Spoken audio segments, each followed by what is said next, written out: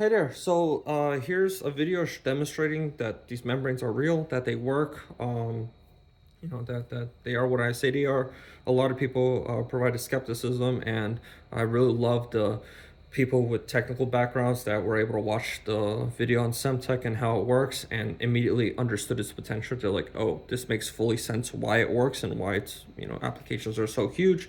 The only remaining question is whether or not these membranes work, and I hope this video will alleviate those concerns. So yeah, this is my membrane. Again, I'll hope to release the recipe soon, but just wait for that. I'm applying for some grants, so I can't really say much about that right now. But anyways, point is, this is a cell I already made. I'm gonna just do a quick demonstration and give some background and details for those that don't have experience with membranes manufacturing on some things to understand whether or not a membrane is good enough or not. So first thing is its resistance. So the way you determine this is simply by running a voltage across.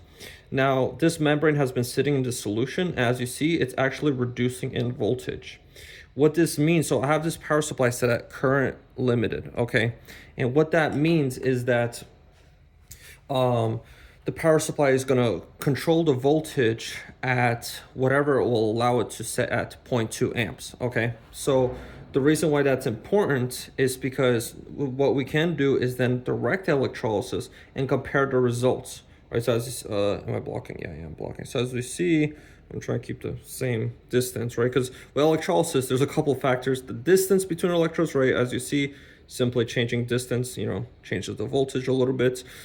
Changing the solution conductivity itself. Of course, pure distilled water is actually an insulator, so it won't work. But that, and also of course additionally the surface area of the electrode. So again, we can demonstrate this by either sticking a little bit or sticking a lot down. So you see, I'm keeping the distance between the electrodes the same, but simply how much I put inside of there affects the voltage. And what you need to understand is lower voltage is better, because what that means is that there's less resistance, there's less electrons are able to flow a lot better. So, but again, the reason why when we put it in here, we see 5 volts, and as you remember, it was a little higher earlier, that the longer I run this electrolysis cell, and if I run it for an hour or so, this membrane will become fully polarized. And what that means is the way that it's designed is that the negative and positive charges, they realign. It takes them a while to realign, and once they do, they work very well. I can't say other trademark names, but they work as well as, and even better in certain cases, as the other brands. Also, another fun thing is I should have put a battery in this, but anyways, oh, there we go. This one is charged, but it is broken. So anyways, let's see. I'll show you how thick these membranes are. So yeah, 0.8 millimeters. They're, as you see, this is not, I've been able to make these membranes paper thin, actually. This is a really quick way for me to do it. It's actually a lot better to make them paper thin during mass production, but just for general testing, I love to make them really thick. And again, thick is actually really bad with electrochemistry, because that increases a lot more resistance. So I'm dealing with like really like the worst case possible membranes, and they work absolutely fantastic, as you see. So but I'll cut out a brand new cell for live on video so everybody can see these membranes demonstrated. Where is my marker? Here it is. So here is my marker edition. I'm gonna get fresh water, fresh salt water, and show you it working. And the way that we can know that these membranes are working is whether or not they change the pH of the solution. And what that means is that sodium ions are crossing over to the negative electrode and churning the solution alkaline. And that allows the solution, where's my cups? Gotta find my cups. But that allows the solution to turn acidic on the positive side. Oh, the cups are right in front of me. So okay, so I'll just grab another one because I don't want to bring anything off camera. So nobody can come up with no crazy conspiracy theories of something was flipped or whatever, even though it doesn't make a difference because I have countless videos showing me using these membranes. But anyways, point is, here we go. So this is how I like to quickly test or make test cells of my membrane. I use a hot glue gun. Boom, inject it, inject it, inject it. And I hope that there's not going to be any leaks, because another thing I want to demonstrate is that this is a non-porous membrane. So a lot of people theorize that, okay, the reason how I was able to achieve the low cost is by using what's called a porous membrane. And that's just like, actually that was my first ever membrane I made, and it was made out of Kevlar. And it worked pretty well, but the problem is if you apply any sort of pressure, or if you just, fill up one side of the liquid, it'll actually drain into the other side. And that, of course, has cross-contamination issues. If you're trying to run, them through pumps and stuff, any sort of slight pressure differential causes issues. So having a non-porous membrane is key, and that's what this is. So yeah, let me start off. So here's some fresh water. What I'm gonna do, as you see, it is unopened, fresh water. I'm gonna pour it out. And then I am going to show you the pH. So here's a pH strip. Show you the pH of the water. As you see, it is neutral, so nothing fancy. Next, I'm gonna get salt. Open it up fresh. There you go.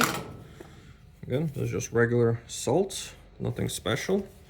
I'm gonna add the salt in here. It's gonna turn, oops, I just sprayed that all over the place. Let me make sure nothing came in here. That doesn't matter because I'm gonna add this liquid. I'm just gonna use this to stir the solution. Now we have salt water. Okay, so first thing I'm gonna do is actually pour this out and show you that it's not gonna leak into the other side. So as you see, half of this is filled with water, the other one is completely dry. This is key to understand because that's what proves that this is a non-porous membrane. Now people will say again, oh, well, if you added pressure or whatever, leak. No. Like, I can assure you this is not a porous membrane. But I can't alleviate every single little complaint people are going to have. Again, I appreciate valid criticisms, but I don't appreciate people who don't even watch the video or, and then critique and make complaints. But here we go. So as we see, current is going through, and as you see, it's going to take some time. So those membranes are actually made from last night, but if we just let these sit little by little, I'm going to show the pH first. So first of what it's doing, and if I do any small changes, I'm trying to do it where I don't have to hold it, that way it doesn't, oh my god, this is frustrating. So I need money to buy proper equipment. There we go. Okay. Cool, so now we can see the current, the voltage is dropping. Well, actually it hasn't reached the correct current yet. So first it's gonna reach the correct current. So that's 2.2 amps. And again, this is completely normal for ion exchange membranes. It takes them a while for the membranes to get polarized, for the ions to, create their thing, especially the way I'm manufacturing this. So we're gonna be here for a while. That's why I made those membranes ahead of time. Last night and let them sit in the solution. But yeah, as you see, it is slowly becoming polarized. So after a couple hours, if we let this electrolysis sit, it'll become polarized and it'll probably run at like 3 or 4 volts. So yeah, it works. And then next thing I'm going to show you is the pH. So negative electrode is green, it should turn alkaline. There we go. So remember, I'm going to do this again. The salt water, remember, it is what the hell, I don't know, but it is 7, I guess 7 or 8, something like that. But as you see, if we put this in here now, boom, it turns it purple. So that salt water has become alkaline. Now I'm gonna try the positive. I smell chlorine right now, but yep, there you go. As you see, the positive side has turned oops, that is shorting out. That is not good. Again, there you go. So now we're constant current, and now we're dropping the voltage.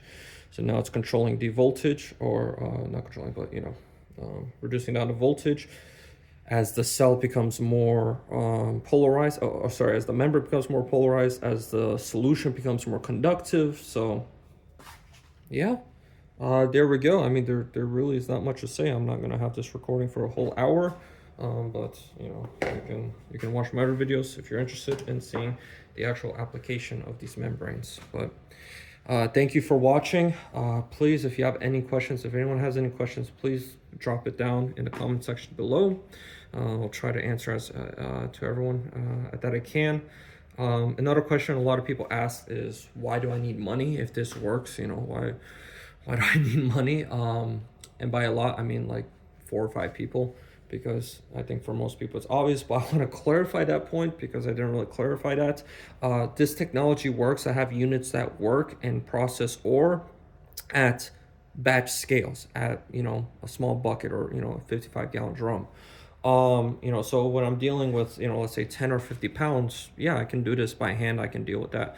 But the mining industry is something that you have to deal with the tons. Okay. If you like, ore might, have only $1,000 or a couple $1,000, worth of precious metals. I'm talking about really, really, really good ore, but standard gold ore, only has a couple of grams in it per ton. So you're really talking about something that is a mass scale commodity thing, where you have to process literally hundreds, in some cases thousands of tons, in order to make any sort of decent profits, instead of return on investment. And I'm trying to purchase an ICPM machine that's like $40,000. I'm trying to purchase other analytical machine that's very expensive.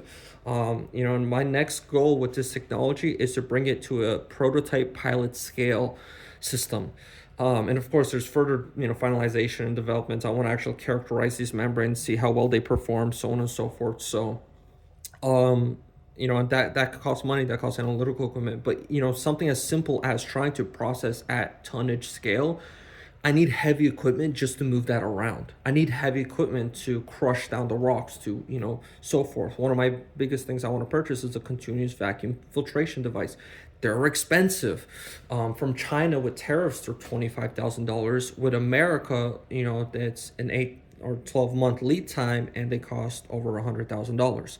So, a lot of people just like, I feel like they try to find any excuse they can to call this technology a scam. And typically what I find is layman people, when they look at this technology, they're like, oh, this is too good to be true. I don't really have much technical background, so I'm just going to call it a scam. Meanwhile, the chemists, whenever I talk to someone with technical background, they're like, all right, the done deal. I fully believe this is all good. The only question is these membranes, because that's the one variable. The other variables, are self-explanatory. So yeah, again, I'm not going to run this, all day, but as you see, voltage keeps dropping, and it's only been a couple minutes, and it's going to keep dropping until it becomes very conductive. So thank you for watching. Stay subscribed. I really hope somebody can reach out. I just love talking about these and nerding out. I keep trying to reach out to podcasts, YouTubers, media, so forth, and everyone's just ignoring me. And honestly, it's getting really, really depressing whenever whenever I get that, or whenever I get that. Anyways, one thing that these past few days I realized is, people always complain about companies patenting a technology and keeping it closed, or a different company buys out, some pharmaceutical medicine that's life-saving, and they increase the price by 200 times. And they complain about that, and yet here I am with the technology that's literally has the capability of changing the world, and they won't even give me a chance to hear me out. All I'm asking is to be scrutinized. All I'm asking is to be judged. All I'm asking is for a chance to demonstrate this potential. I'm not asking for your money right now. I'm not asking for any sort of contributions. All I'm asking is a chance to listen to me. That's all I'm asking from these people. Please, if you know anybody directly, if you know somebody personally, please reach out to them. Please share my information. This is the only opportunity I see of getting this technology out there, because a lot of people they come up with these immediate conclusions, and they don't really think through it. One, for example, conclusion is, well, if this technology really works, somebody would have funded you or supported you. Well, I have some support, but major companies aren't going to major companies just are slow on technological innovation and change. Like this is something that like is very basic and common sense. You know, everybody knows this. There's countless companies like Blockbuster and IBM and BlackBerry that, you know, literally would not even change until they are basically bankrupt or they're, you know, nobody who they used to be. So you know that's just a pure fallacy, you know, and it's a really self-looping fallacy because like everyone I talk to is like, oh well, I don't want to talk to you because somebody else bigger must have like if what you're saying is so amazing, somebody should have talked to you already, and it's like, no, nobody's talking to me because everyone thinks someone should have been already talking to me. Like that's not how that works. A lot of people and trust me, I've been at this for the past year. I tried to talk to universities, professors, researchers, and pretty much if I'm not a student there, they're not going to work with me. Companies, they don't want to work with me unless I have a patent and they can control it and they can have, you know, some sort of ownership on that. You know, companies don't really want to spend, you know, a fraction of their penny on, you know, potential thing that is going to change your life. Why? I don't know. Again, why did BlackBerry, why did IBM, why did Blockbuster not transition to a new technology that was so obvious, so clear, and they wouldn't change until the day they went bankrupt? Why? I don't know, but don't use that argument as an argument because it's a fallacy. So just understand I'm doing everything my best I can.